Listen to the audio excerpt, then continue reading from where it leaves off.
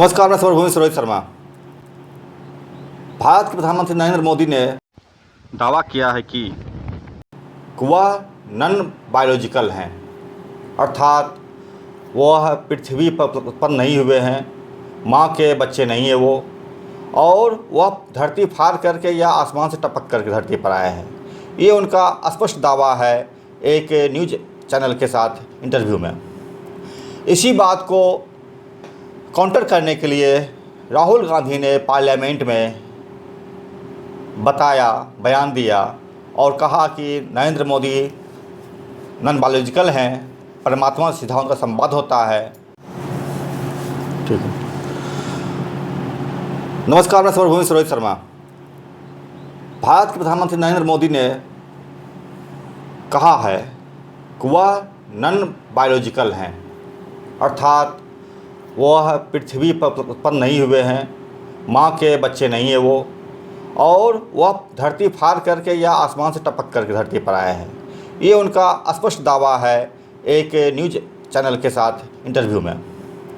इसी बात को काउंटर करने के लिए राहुल गांधी ने पार्लियामेंट में बताया, बयान दिया और कहा कि नरेंद्र मोदी नॉन बायोलॉजिकल हैं, परमात्मा से सीधा उनका संवाद होता है। और इसके एवज में उन्होंने भगवान शंकर की प्रतिमा मूर्ति उन्होंने दिखाया। शंकर की प्रतिमा दिखाने के बाद उन्होंने बताया कि शंकर ही सत्य हैं, शंकर। अगले दिन प्रधानमंत्री नरेंद्र मोदी ने पार्लियामेंट में जवाब दिया। 2.5 घंटे चले उनके लंबे जवाब में। वो जो कुछ भी कहते रहे वो तो एक बात की बात है, लेकिन एक पत्रकार का स्पष्ट कहना था कि जितना वो झूठ बोलते गए उतने ही लाशें उत्तर प्रदेश के हाथरस में गिरती गई। 122 लाशें बरामद हुई। संख्या ज़्यादा है, लोग दावा कर रहे हैं, लेकिन इसका एक संबंध हो सकता है या नहीं हो सकता है, ये कवियों की बातें हो सकती है। लेकिन ये एक सच्चाई ज़रूर है कि प्रधानमंत्री नरेंद्र मोदी ने जिस तरह से अपने को नॉन बायोलॉजिकल बताते हुए, परमात्मा के पुत्र बताते हुए इस देश में अंधविश्वास का एक नया संजाल पैदा किया है। बाबाओं के इस युग में वह मनुष्य को किस रूप में देखना पड़ रहा है, भुगतना पड़ रहा है, वो साफ दिख रहा है। इसके ही आगे हम और आगे बात करें हम अगर, तो यही बिहार जहाँ पर कि एनडीए को भारी बहुमत दिया गया, यहाँ पर हर दूसरे दिन एक पुल ढह जा रहा है। 14-15 पुल गिर चुके हैं। अयोध्या जहाँ पर राम का दावा किए थे, राम मंदिर बनवाने की कोशिश किए थे, वहाँ की पुलें जर्जर बन गई और वहाँ पर सड़कें बदहाल हो गई। पहले ही बारिश में राम मंदिर में भी छेद हो गया और सड़कें भी गायब हो गई। इन तमाम चीज़ों को देखते हुए अगर हम कहा जाएगा तो ये साफ़ है कि राम के नाम पर या किसी भी के नाम पर जिस तरह से बाबाओं का खेल चल रहा है, अंधविश्वास का नया दौर चल रहा है, वो अपने आप में बहुत ही हृदय विदारक के परिणाम दे रहा है देश के अंदर में। बहरहाल हमारे साथ हैं आरजेडी के वरिष्ठ नेता प्रभात कुमार। उनसे हम जानेंगे कि इनके इंडिया गठबंधन के तरफ से जो विपक्षी नेता है राहुल गांधी, उनके और नरेंद्र मोदी जो विपक्ष में अभी सत्ता में बैठे हुए हैं, उनमें क्या मामला चल रहा है, बाबाओं का खेल। प्रभात जी, आपका बहुत बहुत स्वागत है समरभूमि में। आप मुझे ये बताइए कि नरेंद्र मोदी जहां अपने आप को नॉन बायोलॉजिकल बताते हैं, परमेश्वर का पुत्र बतलाते हैं और अपने आप को इस रूप में देखना चाहते हैं, बहुत सालों से वो बाबा का रूप धर करके प्रदेश में भ्रमण कर रहे हैं, ऐसे में उनके काउंटर करने के लिए आपके नेता राहुल गांधी को क्या ज़रूरत पड़ गया शिव की प्रतिमा मूर्ति दिखाने का संसद में? सबसे पहले आपके सारे दर्शकों को मेरी तरफ से हार्दिक शुभकामना और आभार और प्रणाम। तो आपने जो सवाल किया नॉन बायोलॉजिकल होने का दावा जो कर रहे हैं, आपने कुछ दिन पहले 3-4 साल बाद 2018 में फिर वेब सीरीज आई थी, उसमें सेक्रेड गेम्स आप देखे होंगे नवाजुद्दीन सिद्दीकी उसमें एक भूमिका में थे, और गणेश गायतोंडे नाम का एक डॉन माफिया जो कहिए, एक क्रिमिनल था बहुत बड़ा। तो वो कुछ ऐसा काम करता जा रहा था, धीरे धीरे वो व्यक्तिवादी हो गया था पूरी तरह से, और उसे लगता था कि मैं ऐसा कोई काम नहीं है दुनिया में जो मैं नहीं कर सकता हूँ, और वो करता था। किसी की हत्या करना हो, किसी को कुछ करना हो, मैंने उसको लगता था कि अब अंत में उसने एक डायलॉग दिया था उस वेब सीरीज़ में, उसका कहना था कि कभी कभी लगता है कि अपन ही भगवान ही है। तो वो मुंबईया भाषा में इस तरह से ही बात करते हैं लोग। तो वो व्यक्तिवाद उसके अंदर धीरे धीरे इतना हावी हो गया था ना कि वो उसको लगने लगा था कि चूँकि मैं सब काम कर सकता हूँ, सारी सर्वशक्तिमान में हो गया हूँ और हर कोई मुझसे डर रहा है, तो उसको फीलिंग होने लगा था कि मैंने कभी कभी उसको खुद ही फील होता था कि मैं भगवान ही हूँ। यही हाल मोदी का हो गया है। वो निरंकुशता उनके अंदर होते जो इधर जो बहुमत की सरकार उनकी रही, और जिस तरह से निरंकुश होकर उन्होंने शासन चलाया देश में, और दमन चक्र चलाया गरीबों पर, किसानों पर, महिलाओं पर, तो उन्हें और उसका कोई विरोध नहीं हो रहा था, उनका कोई विरोध नहीं हो रहा था, और विरोध के सारे जो प्रयास हो रहे थे उसको उन्होंने बुरी तरह से कुचलने का काम किया।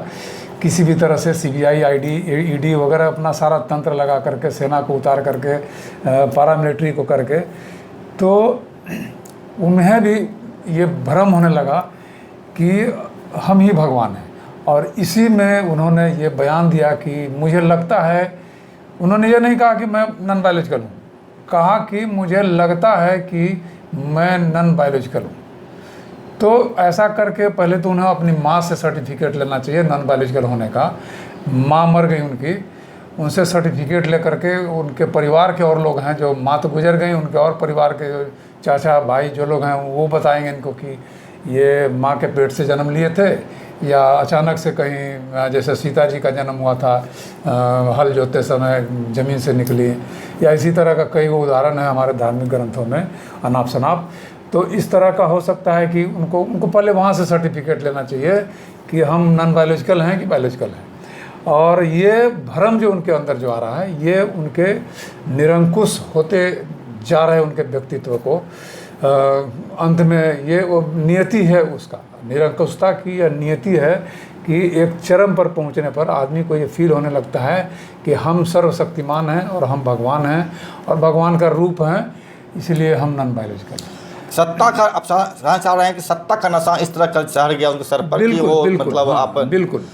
मेरा सवाल है, इसको काउंटर करने के लिए क्या जरूरत पड़ी शिव की मूर्ति दिखाने का पार्लियामेंट में? उन्होंने बताया, राहुल गांधी ने कहा कि भाई ये जो हैं माने सारे भगवान जो हैं, सारे भगवान जिनको हम लोग मानते हैं, वो भी कहीं ये वर्णन नहीं है कि वो नॉन बायोलॉजिकल थे। उनका भी उन्होंने यही चर्चा किया कि नॉन बायोलॉजिकल लोग तो आज त्राही कर रहे हैं।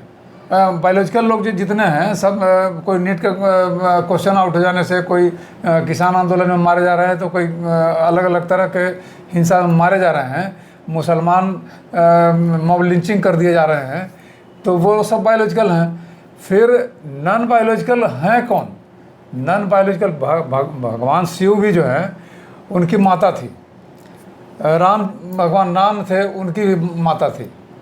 ये हमारे धर्म ग्रंथों में भी लिखा हुआ कि अचानक से कहीं से प्रकट नहीं हुए। तो जब भगवान नॉन बायोलॉजिकल नहीं थे तो ये मोदी कहाँ से नॉन बायोलॉजिकल हो जाएंगे? तो इन्होंने मान लिया, यही तो है धार्मिक पाखंड का ये देन है। और नहीं, आप पाखंड के जवाब पाखंड से देंगे। शिव की क्यों मूर्ति लगी वहाँ पर? राहुल गांधी कहते हैं शिव की मूर्ति क्यों थी? शिव की मूर्ति वो लेकर के गए थे यही दिखाने के लिए कि असली सर्वशक्तिमान जो हैं सो शिव हैं, और ये भी नॉन बायोलॉजिकल नहीं है। और आप कहाँ से अपने को बायोलॉजिकल कर रहे हैं? मेरा एक सवाल रहेगा कि एक पत्रकार का कहना था, वरिष्ठ पत्रकार हैं, कहना था कि मोदी जितना झूठ बोलते गए पार्लियामेंट में उतनी लाशें गिरती गई हाथरस में। इसमें कोई संबंध दिख रहा है आपको? हाँ, नहीं, संबंध ऐसा नहीं था कि इनके झूठ बोलने से वहाँ लाशें गिर रही थी। ये तो आप ऐसा, हाँ, ये ऐसा कह सकते हैं। उन्होंने, पत्रकार जो माननीय होंगे, उन्होंने इसलिए कहा कि मोदी का भाषण उस समय चल रहा था और संयोग से उसी समय हाथरस की घटना घट रही थी और जो मरने वालों की संख्या हॉस्पिटल में लगातार बढ़ती चली जा रही थी, तो उन्होंने कभी उस पर बयान नहीं दिया। जो घटना घट रही थी उधर, और उस पर उन्होंने बयान नहीं दिया। एक छोटा सा बयान दिया कि वहाँ के जो लोग माने घटना में जो हताहत हुए हैं उनके प्रति संवेदना व्यक्त करते हैं, लेकिन उन्हें अपना भाषण बंद करके पहले वहाँ की खबर लेनी चाहिए थी। लेकिन असल बात देखिए, भाजपा और संघ जो है पूरे तरह से धर्म को जैसे कैसे लोगों के बीच में आत्मसात कराया जाए, धर्म के प्रति लोगों को धर्म भीरू बनाया जाए लोगों को, और इन बाबाओं के को इसी तरह से, और इसी कारण से उन्होंने सारे बाबा जितने हैं, वो आसाराम है, राम रहीम है, या सूरजपाल है, या और भी जो भी है बाबा, उनका देखेंगे कनेक्शन कि उनका भाजपा से या भाजपा के किसी न किसी जो सहयोगी संस्थाएं हैं उससे उनका संबंध रहा है। अभी आप देखेंगे आसाराम के साथ नाचते गाते देखे गए हैं मोदी भी। सारे भाजपा के बड़े लीडर उनके आश्रम में जाते थे। राम रहीम को हरियाणा के चुनाव में 2 बार पेरोल पर छोड़ा गया। क्यों? क्योंकि वो भाजपा के लिए वो काम कर रहा था, भाजपा के लिए काम करता, भाजपा का वोट बढ़ाने का काम करता। तो ये जितने बाबा हैं सभी का किसी न किसी रूप में कनेक्शन है भाजपा से। तो इनको जो है भाजपा के कनेक्शन होने के कारण इन लोग का यही है कि इन लोग के द्वारा धर्म भीरुता लोगों में फैलाई जाए, और बाबाओं का यही काम है। वो अपना प्रवचन में यही सब ऐसा करो वैसा करो, भगवान को ऐसे मानो करते हैं। अभी आप शिव चर्चा वाले को देखिए, इनका भी कनेक्शन वहीं से है। तो इन सब को छोड़ा गया है। मेरा एक सवाल रहेगा, दुनिया के 8 देशों में वहाँ धर्म को लगभग बहिष्कृत कर दिया गया, धर्म को मानना वहाँ पर अपराध बना दिया गया। वहाँ धर्म को नहीं मानते हैं, सभी लोग नास्तिक हैं या जो भी कहें उसको, धर्म नहीं मानते हैं। आखिर ऐसा क्या हो गया है कि भारत में धर्म का इतना प्रचार हो गया है, बाबाओं की संख्या बढ़ती चली जा रही है, तो प्रधानमंत्री मोदी भी धर्म के मतलब, हाँ, मैंने उसके पीछे कारण है अशिक्षा। भारत में अभी भी अशिक्षा बहुत चरम पर है, बहुत बड़ी समस्या है, और ख़ास करके महिलाओं में। और जितने भी आप देखेंगे इन बाबाओं के पीछे दौड़ने वाले लोग हैं, ज़्यादातर अशिक्षित लोग हैं। और उन्हें जब, और अशिक्षा के कारण जो गरीबी है, तो गरीबी को लोग सीधा जोड़ते हैं कि भगवान का ये सब तो प्रकोप है, भगवान के प्रकोप के कारण हम ये हैं। उनको अगर वो शिक्षित हो जाएंगे, तार्किक हो जाएंगे, जब शिक्षित होंगे तो तार्किक होंगे, उनके तर्क शक्ति विकसित होगी, और वो फिर इन सब चीज़ों पर ध्यान देना बंद करेंगे। उन्हें पता लगेगा कि नहीं, ये भगवान के कारण हमारी गरीबी नहीं है, ये सरकार की गलत नीतियों के कारण हमारी गरीबी है। हमारी अशिक्षा, हमारा स्वास्थ्य जो खराब हो रहा है, ये सरकार की गलत नीतियों के कारण हो रहा है, न कि भगवान के प्रकोप के कारण। भारत के कई हिस्सों में जैसे कि तीर्थ स्थल वगैरह हुए, केदारनाथ हुए, या कश्मीर में जो भी है वहाँ पर अनंतनाग वगैरह, या फिर और जगह, कुछ लोगों का कहना है कि तीर्थ स्थल पर मरने से या बाबाओं के शरण में मरने से सीधा मोक्ष मिलता है। तो मोक्ष का बाबा क्या संबंध है? अरे ये तो वही बाबा लोग ही तो बताते हैं कि ऐसा करोगे तो मोक्ष मिलेगा। तो अब जितने मरे हैं 124 लोग यहाँ, या पिछले साल नहीं, कई साल हो गया, जो केदारनाथ में जो बिल्कुल भूस्खलन हुआ, जिसमें सैकड़ों लोग मारे गए। हाँ, रिकॉर्ड अभी सरकार छुपा करके अभी तक रखी हुई कितने लोग मारे गए, लेकिन सैकड़ों लोग मारे गए। 1000 में कह सकते हैं, 1000 लोग से ज़्यादा, हज़ारों लोग मारे गए हैं। लेकिन तो सभी लोग अगर वो समझ रहे हैं, उनके किसी परिवार को तो रोना नहीं चाहिए था कि भाई वो तो सीधा मोक्ष में गए हैं। लेकिन आज भी लोग जिनके साथ घटनाएं घटी है, जिनके साथ है, जिनके अक्सर घटना घट जाती है, किसी मंदिर पर भूस्खलन हो गया, कहीं ये धक्कम धुक्की जैसे यहाँ हुई है, वो धक्कम धुक्की में लोग मारे जा रहे हैं। तो वहाँ उसके बाद जो उस परिवार के ऊपर जो गुजरता है, ऐसा नहीं है कि आप उन परिवार के लोगों से मिल करके आप समझ पाएंगे सच्चाई कि वो दुख में है या खुशी में है कि हाँ हमारे परिवार को या हमारे 4 परिवार के सदस्यों, परिवार के 4 सदस्यों को मोक्ष मिल गया। तो वो दुख में है, जिनके घर के लोग आज भी जो 124 लोग मारे गए हैं, उनके परिवार के लोग त्राही त्राही कर रहे, रो रहे हैं, तो कैसे हम कहेंगे कि उनको मोक्ष मिल गई है? तो ये बाबा एक भ्रम फैलाता है। सारे बाबाओं को मेरा सरकार से यही डिमांड है। आपका कहना है कि अगर लोग को मोक्ष मिल गया होता, अगर लोग खुशी होते, नाचते गाते हंसते और मजे रहते कि चलो मोक्ष मिल गया, ऐसी कोई बात नहीं है। ऐसी कोई बात नहीं है। सारे हॉस्पिटल में लोग छाती पीट रहे हैं, रो चिल्ला रहे हैं, जिनके लोग भर्ती है हॉस्पिटल में। तो ऐसा होता ना कि जो लोग मरने पर उनको भी छोड़ दिया जाता कि चलो भाई उसी बहाने, चूँकि मैंने आश्रम की घटी दुर्घटना के कारण मरने को हैं, तो इनको मर जाने दिया जाए। मेरा एक सवाल रहेगा, अगर मान लीजिए कि आपकी सरकार बन जाती है, क्योंकि 5 साल से चलेगी कि नहीं चलेगी कहना मुश्किल है, जो भी हो लेने चल रहा है, अगर सरकार बनती आपकी है तो बाबाओं के इस खेल पर क्या आप कुछ लगाएंगे या बाबाओं खेल और बढ़ाएंगे आप? अब ये तो देखिए, इंडिया गठबंधन के जो माने शीर्ष लोग रहेंगे, जो सरकार चलाएंगे, उनके ऊपर निर्भर करता है कि इसके ऊपर क्या कार्रवाई करेंगे। लेकिन मेरा एक कार्यकर्ता, एक देश के नागरिक होने के नाते हम सरकार से ये मांग करेंगे, अभी जो सरकार है उससे भी यही मांग करेंगे कि इन सारे बाबाओं को तत्काल इनकी सारी संपत्तियों को जब्त कर ले, राजसात कर लिया जाए और इन सभी को जेल भेज दिया जाए, सारे बाबाओं को। मोदी जी ने एक सवाल कहा था जब पश्चिम बंगाल में पुल ढहा गया था, एक निर्माणाधीन पुल गिर गया था, कि पाप का परिणाम है जब पुल गिर गया। बिहार में लगातार 12-14 पुल गिर गए हैं, ढह गए, क्या ये मोदी जी के पाप का परिणाम है या नीतीश जी के पाप का परिणाम? बिल्कुल, ये पाप का परिणाम, पाप पुण्य का नहीं कह सकते हैं, ये भ्रष्टाचार का परिणाम है। भ्रष्टाचार का परिणाम है। जहाँ भी पुल गिरता है, चाहे वो बंगाल में गिरे, बिहार में गिरे, गुजरात में गिरे, वो सारे जो भ्रष्टाचार के कारण गिर रहा है। पुलों को अभी देखिए ना, भागलपुर में गिरा, कई जगह अभी पुल जो अभी बन के चालू भी नहीं हुआ है, वहाँ पुल गिर जा रहा है। अब बताइए कि अगर पुल चालू हो जाए, उसके बाद उसमें तो बनते बनते गिर गया तो लोग हताहत नहीं हुए, लेकिन अगर वो बनने के बाद अगर गिरता तो काफ़ी लोग हताहत होते। पुल चालू हो जाने के बाद गिरता तो काफ़ी लोग हताहत होते। तो वो तो कहिए कि पहले गिर गया।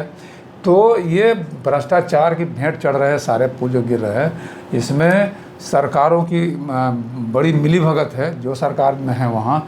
और यहाँ तो बिहार में तो हम देखते हैं कि पुल के मरम्मती के लिए, पुल के रख रखाव के लिए, छोटे पुल हों बड़े पुल हों, कोई नीति ही नहीं है सरकार के पास। ये बात उजागर हो गई है। अच्छा, अयोध्या में राम मंदिर था, वहाँ पर बनाया गया था, वहाँ पर उसके लिए पूरा मतलब सड़कें बनाई गई थी, राम पथ करके जो भी नाम दिया गया उनका। वहाँ पर जब बारिश हुई, पहली बारिश, तो वहाँ पर पूरा रोड जो है उखड़ गया, गड्ढे पड़ गए, मंदिर भी लीक करने लगा और लोग गालियां भी दे रहे थे। जब मोदी की सरकार, वहाँ बीजेपी की जब सांसद वहाँ हार गए और एक दलित वहाँ से जीत गया, तो तमाम लोग गालियां दे रहे थे अयोध्या वासियों को कि मतलब यहाँ के लोग जो हैं कितने पापी हैं, कि मतलब ये जो आप देख पा रहे हैं वहाँ पर लोग गालियाँ देते हुए, फिर वहाँ का जो परिणाम दिख रहा है, जो किस रूप में देखते हैं आप? हैं देखिए, वही तो हम बोल रहे हैं कि ये माने जो सड़कें टूट रही हैं, ये कोई राम जी का प्रकोप नहीं है, ये भ्रष्टाचार है। और भ्रष्टाचार की भेंट चढ़े सारे सड़कें, लाखों करोड़ों माने करोड़ों रुपया का इसमें वारा न्यारा हो गया, अरबों रुपया कहिए। 845 करोड़ रुपये का शायद वहाँ अभी कुछ आया है आंकड़ा, जिसमें वो सड़क बनी है रामपथ। तो 845 करोड़ रुपये में कितने करोड़ का गबन हुआ, ये सब देखने की बात है। तो हम लोग यहाँ से तो देख रहे थे ना, अयोध्या में राम जी बन रहे हैं, राम जी आ रहे हैं, राम जी आ रहे हैं, लेकिन अयोध्या वासी देख रहे थे उन सड़कों को बनते हुए। वो अयोध्या के लोग देख रहे थे गलियों को कैसे तोड़ा जा रहा है, मकानों को कैसे, दुकानों को कैसे ध्वस्त किया जा रहा है वहाँ सड़क बनाने के लिए। तो और वहाँ कैसी सड़कें बनाई जा रही है, कैसा व्यवस्था किया जा रहा है, तो वो लोग देख रहे थे, वो जान रहे थे कि इसका नियति यही होना है। और इसीलिए वो लोग नाराज़ थे इन लोगों से, इनकी गतिविधियों से, और उन्होंने इनको वोट नहीं दिया। और ये लोग अब तो भाजपा वाले क्या कहेंगे, भाई पापी थे, इसलिए वो लोगों ने राम के, देखिए मोदी जी राम को ले आए और उनको हरा दिए वहाँ से। तो ये भाजपा वालों का माने क्या कहें, कठमुल्लावाद है जो उन लोगों को पापी करे। अरे वो लोग विकासशील सोच के आदमी हैं जो इनको देख करके वोट दिए। मतलब वो देख रहे थे कि यहाँ भ्रष्टाचार हो रहा है, यहाँ इस तरह रोडें टूट रही है, रोडें में करप्शन हो रहा है, उन्होंने देखा, अपनी आंखों से भ्रष्टाचार देखा। बिल्कुल। ये मेरा एक सवाल रहेगा, ये आपने राहुल जी ने आपने देखा होगा कि जैसे जब राम जन्मभूमि के लिए जो जमीन एक्वायर किया जा रहा था, वो चंपत राय ने करोड़ों रुपया उसमें गबन कर दिया। वो किसानों से बहुत सस्ते दर पर ज़मीन खरीदा। चंपत राय वो न्यास बोर्ड का अध्यक्ष था उसके, और चंपत राय ने किसानों से सस्ते दर पर ज़मीन खरीदी, और 1 घंटे के बाद, मतलब 10 मिनट के बाद, उधर से उन ज़मीन का रजिस्ट्री चंपत राय ने अपने नाम से करवाया था, और वही फिर ज़मीन करोड़ों रुपए में न्यास बोर्ड को, राम मंदिर निर्माण ट्रस्ट को बेच दिया। तो ये तो वहाँ के लोग नहीं देख रहे थोड़े, वहाँ के सारे लोग अयोध्या वासी जो है देख रहे थे कि ये क्या घोटाला चल रहा है यहाँ पर। तो ऐसा ही, इसीलिए उन्होंने उनको हराने का काम किया है। मेरा एक सवाल रहेगा, भारत में इसका इतिहास बहुत पुराना रहा है, सिंधु घाटी सभ्यता से भी लगभग जुड़ाव रहा है। कुछ लोगों का दावा है कि इसे भारत में जो इतिहास रहा है, बौद्ध इतिहास रहा है, बौद्ध को लगभग नास्तिक बताया जाता है, और शिव जो हैं जिनकी प्रतिमा आपको राहुल गांधी ने पार्लियामेंट में दिखाया था, वो उनके बारे में कहा जाता है कि एक्चुअली गौतम बुद्ध का ही वो एक तस्वीर है जिसको ये डाइवर्ट करके शिव के रूप में या किसी अन्य देवी देवता के रूप में पूज रहे हैं या पूजा कर रहे हैं। तो आखिर एक सवाल मेरा रहेगा कि भारत जो नास्तिक देश हुआ करता था बौद्ध काल में, और आफ्टर देन आपको जब तक बौद्ध रहा, यहाँ पर यूनिवर्सिटीज़ रहे हैं, नालंदा यूनिवर्सिटी रहा है, विक्रमशिला यूनिवर्सिटी रहा है, आपको तक्षशिला यूनिवर्सिटी रहा है, बौद्ध यूनिवर्सिटी रहा है, ऐसा क्या हो गया कि भारत धार्मिक देश बन गया? देखिए, ऐसा नहीं है, माने जो मेरा अपना समझ है, हम बहुत इतिहास पढ़े नहीं हैं, और ना हम माने पुरातात्विक शोध करता रहे हैं या पुरातात्विक शोधों के पर हमने कोई अध्ययन किया है। लेकिन जो मेरा माने तर्क शक्ति जो है वो कहता है कि ये हमेशा से 2 धाराएं रही हैं। एक जैसे आखिर बुद्ध ने जो प्रवचन दिया, उन्होंने भगवान को मानने से, माने ईश्वरीय शक्ति या अलौकिक शक्ति को मानने से मना किया लोगों को, और भाग्य और किस्मत को मानने से मना किया। तो कारण उसके पीछे आप समझ सकते हैं कि उस समय, जिस समय बुद्ध ने ऐसी बातें कही, तो निश्चित रूप से उस समय ऐसा लोग मानते होंगे अलौकिक शक्ति के बारे में, माने लोगों पर माने आस्था रही होगी अलौकिक शक्ति के प्रति, और लोग भगवान को, ईश्वर को मानते होंगे। तभी ना इन्होंने शिक्षा दी कि नहीं, ये मानना छोड़ो, इसमें विश्वास मत करो, ये ऐसा कुछ होता नहीं है। लेकिन तो अब अगर वैसे लोग होंगे जो मानते थे, ईश्वरीय शक्ति को मानते थे, बुद्ध ने एक राह दी कि नहीं, ये ईश्वरीय शक्ति को मानना ठीक नहीं है, ऐसा कुछ होता ही नहीं है, ईश्वरीय शक्ति नहीं होती है कुछ। लेकिन सारे भारतवर्ष के सारे लोग इसको मान गए, ऐसा नहीं हुआ होगा। तो एक बड़ी संख्या में लोग मानने लगे होंगे कि हाँ ठीक है, बुद्ध की विचारधारा को उन्होंने आत्मसात किया। लेकिन साथ साथ में एक जो समानांतर धारा जो चल रही होगी उस समय, जो ईश्वरीय शक्ति को मानते होंगे और बौद्धिक शिक्षा को वो नकार रहे थे। और जैसे जैसे ये चलता रहा, फिर बौद्धों ने भी धीरे धीरे उसमें भी परिवर्तन आने लगा। उन्होंने भी फिर बुद्ध को ही भगवान मान लिया। ठीक है, आज लोग बुद्ध की पूजा कर रहे हैं।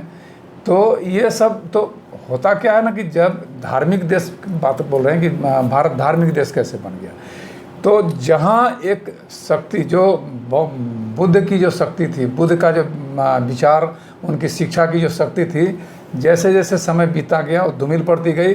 और ये जो हैं, जो उनके विचारों को नकारने वाले लोग थे, उन्होंने अपनी ताकत लगाते रहना जारी रखा, और अंत में इनकी ताकत बढ़ गई और बुद्ध की विचारधारा धीरे धीरे विलुप्त होने लगी, उनकी शिक्षा विलुप्त हो गई, और फिर से भारत पर उन्हीं लोगों का कब्जा हो गया जो पहले से ईश्वरीय। तो आप ये कहना चाहते हैं कि जब भारत शिक्षित था तो बौद्ध धर्म था, और जब भारत में शिक्षा का विकास होना शुरू हो गया तो ये भगवान देवी देवता का परंपरा शुरू हो गया? नहीं, शिक्षा और शिक्षा की बात हम नहीं बोल रहे हैं। ऐसा नहीं है कि बुद्ध के समय सारे लोग शिक्षित थे और उसके पहले सारे अशिक्षित थे और बाद में फिर अशिक्षित हो गए। क्योंकि शिक्षा जो है ना, एक माने ऐसी व्यवस्था है, वो हमेशा आगे विकास करते जाती है। एक बार शिक्षित हो जाएगा एक परिवार, तो उसका पूरा परिवार आगे चल के और शिक्षा की ओर बढ़ेगा। तो ऐसा नहीं है कि शिक्षित और अशिक्षित, बात है आस्था और विश्वास की। तो जैसे जैसे फिर से लोगों का विश्वास, ज़्यादा लोगों का बढ़ते चला गया धर्म में और ईश्वरीय शक्ति में, तो फिर से ये लोग हावी हो गए। माने ब्राह्मणवाद जिसको आप कहते हैं, तो ब्राह्मणवाद फिर से हावी हो गया। कुछ राजा ऐसे आए जो ब्राह्मणवाद को बढ़ावा देने लगे, जैसे इतिहास में कुछ लोग का कहना है कि पुष्यमित्र शुंग जो आया तो पुष्यमित्र शुंग ने इसको बौद्धिज्म को नष्ट करने का पूरा काम किया और ब्राह्मणवाद को बढ़ाने का काम किया। तो वैसे ही सम्राट अशोक ने बौद्धिज्म को बढ़ाने का काम किया था। उसी तरह से जब पुष्यमित्र शुंग आया तो फिर से उन्होंने स्थापित किया ब्राह्मणवादी व्यवस्था को, तो बौद्धों का विचार को उन्होंने विलुप्त कर दिया और फिर ब्राह्मणवाद आज हावी हो गया। और आज देख रहे हैं जो धार्मिक, आप भारत के संविधान को लेकर के चुनाव लड़े थे 24 में, और भाजपा की सरकार जो है ये लड़ रही थी कि हमको संविधान चेंज करना है, या फिर बहुत सा चीज़ था उनका, आरक्षण वगैरह हटाना था। संविधान में एक चीज़ लिखा हुआ है कि साइंटिफिक टेम्परामेंट को बढ़ावा देना है। तो अगर आपकी सरकार आती है, अभी आए या बाद में आए या कभी भी आए, तो क्या आप भारत में साइंटिफिक टेम्परामेंट, वैज्ञानिक धारा को बढ़ाने का प्रयास करेंगे? कितना करेंगे? नहीं, सरकार को ये चाहिए ही कि धार्मिक साइंटिफिक रूप से लोगों को वैज्ञानिक सोच पैदा करे, लोगों में तार्किकता विकसित करे। और अभी देखिए आपने स्टालिन जो हैं तमिलनाडु में ना, तमिलनाडु के मुख्यमंत्री स्टालिन, उन्होंने इसको वहाँ कई ऐसे नियम बनाए, अचानक से चेंज किए। जब वो मुख्यमंत्री बने तो कई नियम लाए जिसमें उन्होंने इन पाखंडवाद और ये सब छुआछूत, ये सब चीज़ों को उन्होंने नकारने के लिए कई कानून लाए हैं। तो इस तरह से यहाँ भी केंद्र में सरकार जब भी आएगी तो उसको चाहिए। लेकिन यहाँ एक जो हम देख रहे हैं, माने हम बेबाकी से कहना चाहते हैं कि धार्मिक आस्था लोगों में इतने रच बस गई है कि उनके ऊपर, माने उनका वोट लेने के लिए, उनका विश्वास जीतने के लिए कोई भी पार्टी जो है वो किसी न किसी रूप में धर्म को सामने ला करके खड़ी होती है और उसी का एक माने वो दिखाने का कोशिश करता है कि हम धर्मनिरपेक्ष नहीं हैं, हम भी देखिए धार्मिक हैं, हम भी देखिए हिंदू हैं, हम भी फलाने हैं। इसमें राहुल गांधी ने भी कभी कोई कसर नहीं छोड़ा। वो मंदिर में गए, उन्होंने ललाट में पूरा चंदन लपेटा, वो सारा ये दिखाने में व्यस्त रहे कि हम हिंदू हैं। तो ये दिखाने की मेरी विचारधारा है, हम अपनी विचारधारा पर अड़े रहेंगे, लोगों को समझाएंगे, लोगों के बीच में जाएंगे कि नहीं देखिए हम भी हिंदू हैं, लेकिन हम वो कट्टर हिंदू नहीं हैं। जो ये लोग हिंदुत्व के नाम पर जो धार्मिक वैमनस्यता फैला रहे हैं, धार्मिक विभेद पैदा कर रहे हैं समाज में, उससे हम अलग हैं। और हम लोग भी माने पुराने पहले भी हिंदू थे, सनातन जो हम कहते हैं तो सनातन हम भी हैं, और सनातनी कभी भी धार्मिक विभेद में विश्वास नहीं करते थे। तो इन बातों पर जाना चाहिए। तो आप कभी उस मंदिर में, कभी उस मंदिर में, मैं इसकी निंदा करता हूँ। और वो जो ले करके गए थे, भले उनका मनसा जो भी रहा हो, शिव की मूर्ति, वो भी मेरे हिसाब से वो सही नहीं था। मेरा एक सवाल रहेगा कि जब भारत में हिंदुत्व की बात चल रही है, हिंदू राष्ट्र होने की बात चल रही है, तो क्या खालिस्तान वाले खालिस्तान की मांग करेंगे, मुसलमान वाले फिर मुसलमान देश की मांग करेंगे, या फिर ब्राह्मण अलग देश की मांग करेंगे, चमार अलग देश की मांग करेंगे? तो क्या नहीं लगता धर्म के आधार पर अगर बनाया जाए देश को, अगर हिंदू राष्ट्र किया जाए अगर, तो तमाम तरह के धार्मिक लोग अपना अपना राष्ट्र निर्माण करेंगे, भारत फिर टूट जाएगा? निश्चित रूप से अगर आप किसी धार्मिक धर्म के आधार पर देश को अगर बांटना चाहेंगे तो हर धर्म के लोग को अधिकार चाहिए, हर धर्म के लोग को हिस्सा चाहिए इस देश में, तो निश्चित रूप से फिर देश टूटेगा। तो यहाँ तो जो स्ट्रक्चर बनाया गया था, संवैधानिक रूप से भारत का जो ढांचा तैयार किया गया था, वो तो जैसे समरूपता के लिए था। आर्टिकल 19 जो है संविधान का, वो तो यही बताता है ना कि सभी लोगों का, सभी धर्म के लोगों का, सभी जाति के लोगों का, सभी लिंग के लोगों का देश पर समान अधिकार है और देश के सारे संसाधनों पर उनका समान अधिकार है। और उनको बराबरी में सरकार का एक कर्तव्य होता है कि सबको बराबरी का दर्जा दिया जाए। लेकिन ये सरकार जो है, भाजपा की सरकार, हमेशा से ये विभेद पैदा करने की कोशिश करती है, उनके बीच में वैमनस्यता फैला रही है। तो ये तो लोग कहते हैं कि हम संविधान नहीं बदल रहे हैं। संविधान तो आप अघोषित रूप से बदल रहे हैं, लोगों के बीच में जा रहे हैं।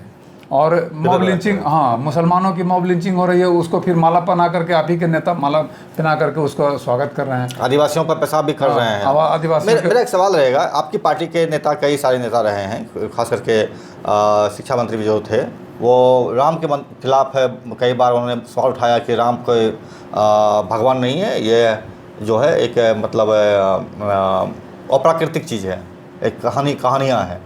तो क्या आपकी पार्टी का ये स्टैंड रहा है आरजेडी? नहीं, पार्टी तो माने उस समय जिस समय चंद्रशेखर का बयान आया था, पार्टी के कई लोग इस पर मैंने अलग अलग प्रतिक्रिया दी है, लेकिन पार्टी ने तो पल्ला झाड़ लिया था कि नहीं, उनका चंद्रशेखर का वो अपना विचार है। अच्छा, मेरा अंतिम सवाल रहेगा आपसे। आपके नेता बिहार तेजस्वी यादव दारू पी करके प्रेस को संबोधित कर रहे थे, बिहार में दारू बंद है, कितनी कार्रवाई हुई? नहीं, ये कौन कहता है कि दारू पी करके गए थे? वो वीडियो एडिटेड वीडियो है, जिसमें कि जो ये लोग मीडिया वाले जो है एडिटेड वीडियो प्रसारित कराए। मीडिया वाले नहीं, वो भाजपा वाले, उसी माने मीडिया के बीच जो इंटरव्यू लिया गया, उसी इंटरव्यू को ये लोग एडिट करके उसको स्लो मोशन थोड़ा कर दिए कि ऐसा लगे कि वो बोल रहे हैं, लड़खड़ा रहे हैं। तो ये सब आरजेडी के नेता है, स्वाभाविक तौर पर अपने नेता का बचाव करेंगे और विपक्षी भी अपने उनका आरोप लगाएंगे।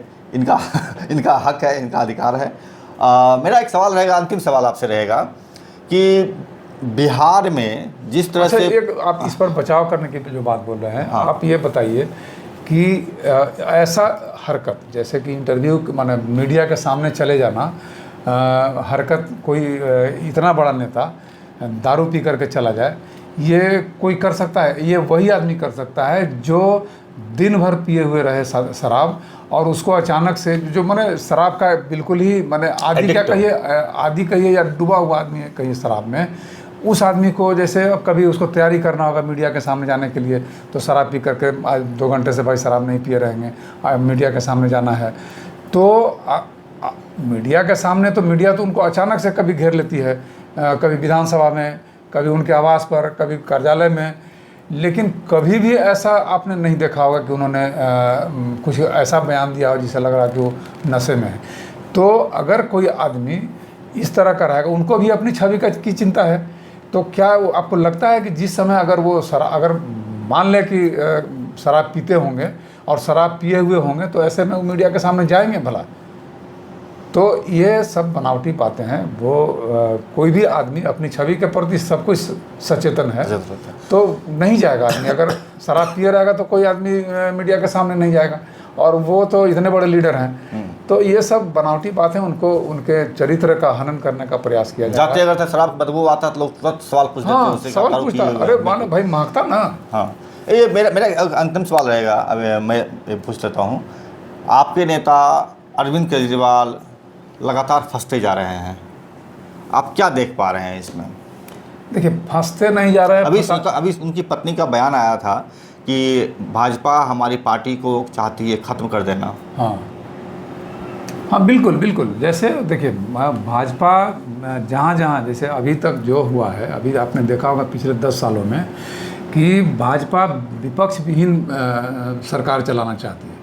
तो विपक्ष कोई रहेगा ही नहीं, सबको ख़त्म कर दो, जो खड़ा हो रहा है उसको ख़त्म कर दो, ताकि आज जो अगर ये स्थिति आ गई है 240, अगर ये पूरी तरह से कांग्रेस को ख़त्म कर दे, सारी पार्टियों को धीरे धीरे ख़त्म करने के प्रयास में जिस तरह से लगे हुए हैं सीबीआई और ईडी के माध्यम से, तो चूँकि लीडरशिप को डिफेम करना उनका काम है, सीबीआई और ईडी कोई कुछ नहीं कर रही है, किसी को हम जान रहे हैं कन्विक्ट नहीं कर पाएगी, ये लोग के पास कोई प्रूफ नहीं है, लेकिन ये डिफेम तो कर ही रहे हैं। तो डिफेम कर देंगे, उनका माने मान मर्दन हो रहा है, तो वैसी स्थिति में पार्टियों के लोग जो है, पार्टी के समर्थक हैं, उनके बीच में जो मीडिया इनका जो है खरीदा हुआ, ये एक मैसेज फैला रहा है कि ये सारे लोग भ्रष्ट हैं, इसीलिए जेल जा रहे हैं। तो उनके समर्थक घटेंगे, उनकी सीटें घटेगी, धीरे धीरे विपक्ष विहीन हो जाएगा पूरा देश। तो लेकिन इस बार विपक्ष एकजुट हो गया, उनको अपनी सीटें घट गई उनकी। तो मेरा कहना है कि उनका जो माने उनकी पत्नी जो है केजरीवाल की, वो कह रही हैं सही बात। अब देखिए कि जो सबसे जो माने मनी लॉन्ड्रिंग का जो केस था, उसमें सुप्रीम कोर्ट ने भी उनको बेल दिया, हाई कोर्ट ने भी बेल दे दिया, और उसके बाद सीबीआई ने एक अलग केस में उनको अरेस्ट कर लिया वहीं से। तो इनकी मंशा जो है ना, माने मंशा ही खराब है। बिल्कुल सही बोल रही हैं उनकी पत्नी कि इनको किसी तरह से जेल में डाले रखने का, जेल में रोके रखने का की मंशा है इनकी। और हेमंत सोरेन में ये कर नहीं सके, यही बात। हेमंत सोरेन को भी लोग चाहते तो रोके रखते, लेकिन नहीं कर पाए। लोग डील हो गया बीजेपी के साथ में हेमंत सोरेन का, इसलिए छोड़ दिया। नहीं, ऐसा नहीं है। ये हेमंत सोरेन बीजेपी के साथ, अब आरजेडी बीजेपी के साथ चली जाइए, कल्पना से परे, कल्पना से परे है। ये थे आरजेडी के वरिष्ठ नेता। आपको बहुत बहुत शुक्रिया, आपने जवाब दिया, हमारे दर्शकों को बताया बहुत सी चीज़ बारे में। और भारत में जिस तरह से साइंटिफिक टेम्परामेंट को बढ़ाने की बात संविधान में लिखा हुआ है, देश के लोगों को भी चाहिए कि इन बाबाओं के चक्कर से दूर हट करके और धार्मिक अंधविश्वास फैलाने का जो मोदी सरकार कोशिश कर रही है उससे भी दूर हट करके अपने शिक्षा दीक्षा और साइंटिफिक टेम्परामेंट, वैज्ञानिक सोच को आगे बढ़ाएँ।